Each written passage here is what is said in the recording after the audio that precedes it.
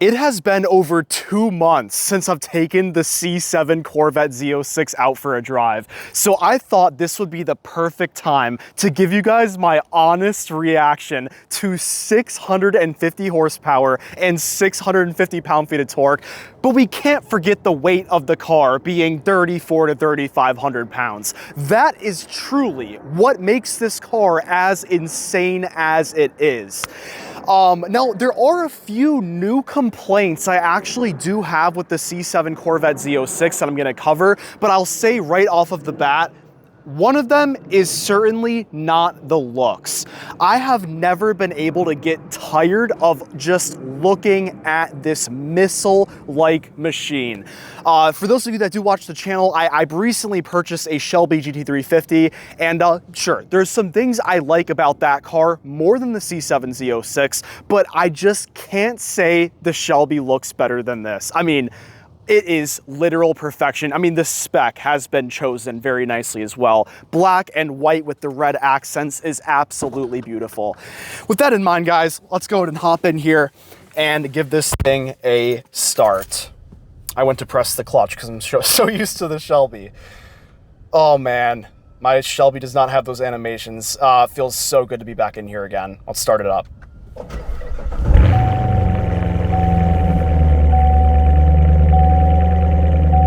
Even the way this car starts up, the grumble just comes alive, and oh my gosh, Corvettes really hit different. They scratch that itch that a car enthusiast needs to scratch every once in a while. All right, without further ado, let's go ahead and get driving here. And it does really feel good to be back in this interior again with the driver-centric sort of design. The gauge cluster is super cool as well. Yeah, it is digital in the center, which and some people may not like. I don't mind it. I think the sport display for the RPM gauge with the miles per hour in the center is actually very, very cool. All right, you guys, we're gonna let the engine warm up a bit, so we're not gonna fully redline it here, but let's give a little bit of an acceleration.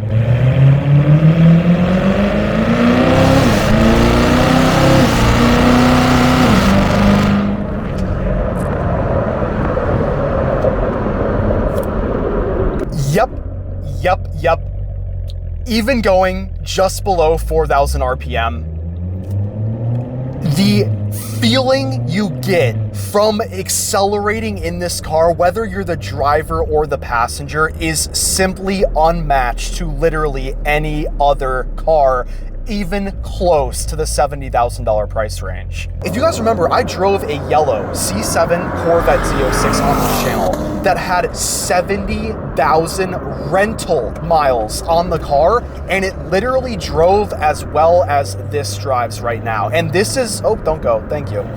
This is practically a brand new 2019 C7 Corvette Z06. This thing is on 2 owners now. It has 7,600 miles on it, and I could not tell a difference between the yellow one with 70,000 miles and this with 7,000 miles. And we might as well call that yellow one 100,000 miles, because rental miles, well, I think you know how that car was treated. Speaking of how to treat the car, well, you know this car does want to be accelerated on, at least occasionally, so got a bit of a straight, let's do that.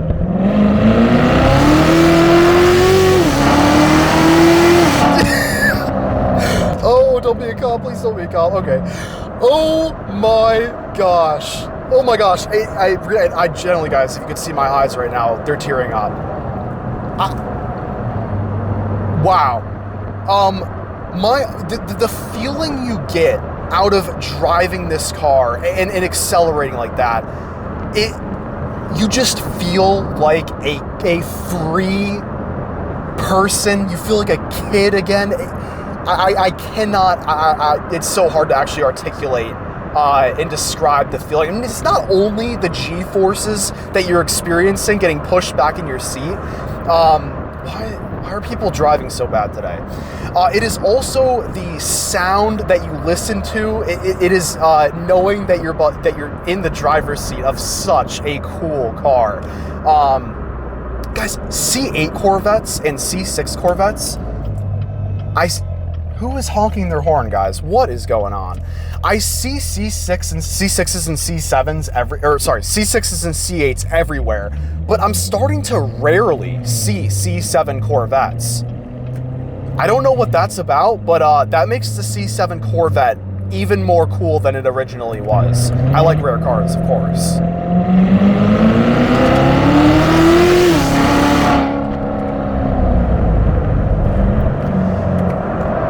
Yeah, I mean, the biggest complaint I have with this car, well, there's actually two. I kind of came up with a new one recently that honestly is a major complaint after owning my Shelby. You'll understand in a second. But the saddest complaint, you'll understand why it's sad. It's the fact that you do 2 seconds of an acceleration and you are just at speeds you should not be at. It kind of doesn't allow you to have that much fun if you're constantly overthinking of cops being around or getting in a bunch of trouble, which you should be thinking about that and aware of that. But if you're somebody that doesn't really care, then get yourself a C7 Z06 and just stomp on the gas pedal, because at the end of the day, that's kind of what this car is about. Now, to cover the second complaint that I kind of hinted at there, it is the fact that to really listen to the exhaust note, you have to romp on the gas. You can't be mildly accelerating like we are right now and be able to listen to the V8. Whether it's like rumbling or screaming. To get it to scream in any car, you have to really press on the gas pedal. But that's the one thing I really am missing out of this car, is the fact that just like my Shelby, if I just like very subtly accelerate, I get to hear the V8 rumble. But in this, you don't. Which is, a pro and a con, because it's another reason to really give it a bunch of gas. And speaking of the GT350, that was a GT350R. Wow, that's the second time I've ever seen one of those in my life. Absolutely beautiful car.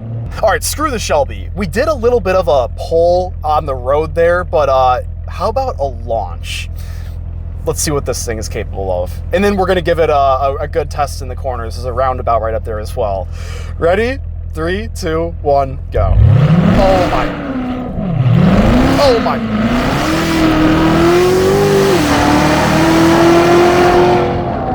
Oh my gosh. All right, let's see what this does in the corners. Ready?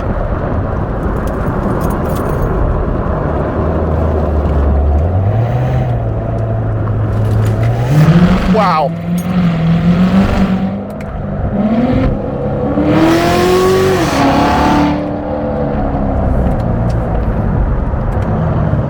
Yep, you're definitely gonna get a lot of adrenaline when you drive this thing. Oh my gosh.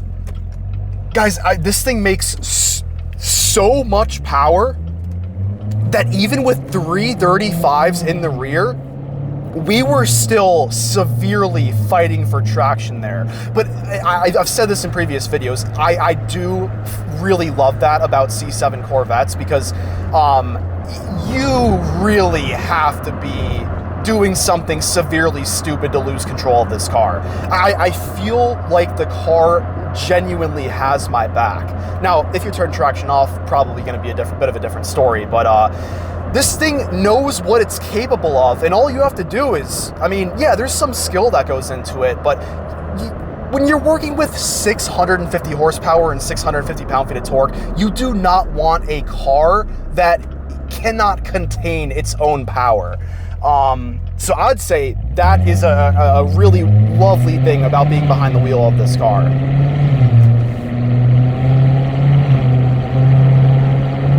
Now, on the launch, obviously you saw it lose traction, and maybe you're thinking to yourself, it could be more fun. Like, what about an all-wheel drive car?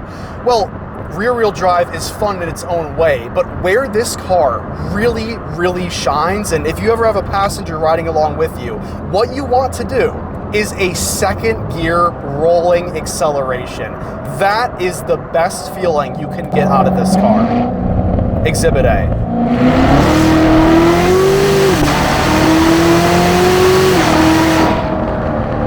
Oh my gosh. even there, we were fighting for traction a little bit, but this thing was absolutely putting down all 650 horsepower there. It is insane experiencing, I mean, 650 horsepower in any car is insane, right? But when you put that in a car that weighs 3,500 pounds, it just creates the ultimate experience with accelerating. And you know, normally on a lot of cars, gotta love bikers. On a lot of cars, if it's a really fast in a straight line, that's generally the only conversation you can have about the car.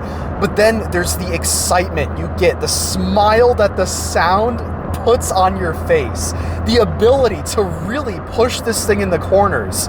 You are not sacrificing anything in this car. I mean, I guess practicality, but still, decent amount of space in the back, decent amount of space over there. You're not going to be asking for practicality when you want a lightweight, cornering, super fast sports car. Or should we just start calling this thing a supercar? I honestly don't know anymore.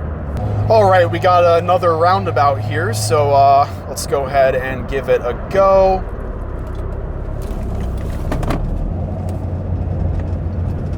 Oh my gosh, that's good. Wow, that is good.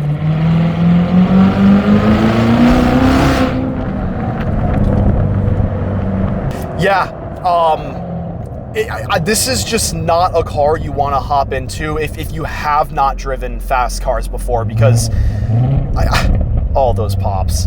The first time I ever sat in a C7 Z06, like ever in my life, I had not experienced many fast cars before at all. And I felt like I was going to die as the passenger. I mean, have you ever been on a roller coaster before? You know that massive drop? Well, imagine accelerating faster than that. The only problem is the roller coaster doesn't make this type of noise, nor are you in control of the roller coaster.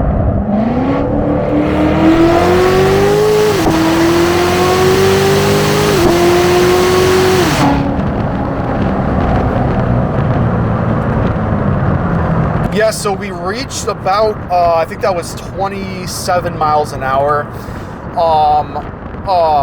Yeah, yep.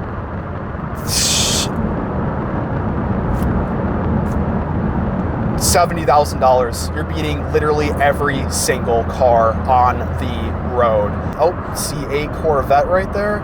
My man, and every single time Corvette owners wave to each other, that never fails. That's what's so great about being inside of a Corvette. Oh my gosh. The fact that this car is as reliable and bulletproof as it is, you can really push the thing and have fun. And in the back of your mind, you don't have to sit there and worry about something breaking. The big thing that you do have to worry about are the wheels cracking. I'm not sure if you guys know the YouTuber Social Orbit. He has around 200,000 subscribers, but his wheels cracked on a C7 Z06 and caused him to crash. So if you are getting a C7 Z06 or own one, you need to get rid of the OEM wheels. Seriously, there's a lawsuit open against GM for that. And the only other thing is if you get a manual C7 Z06, seems like the clutch can wear out sooner than expected, a lot sooner than expected. So, but those are the only two things, and that is not bad. That is not bad, because you're still getting a lightweight 650 horsepower supercar for the price of $70,000. And if there's one or two issues, I mean, you would expect there to be like 10 or 20 for a package that is that great. At this point, it would not be a video of mine if my GoPro did not overheat right at the end of the video, but that is everything that I wanted to say about this car, guys. It is just unbelievable how a car at this price point has it all. If you guys have any thoughts or any comments or any questions, feel free to leave it down. I read every single one of your guys' comments. So appreciate y'all, love y'all, and just look at that thing. I'll see you guys very soon. Peace.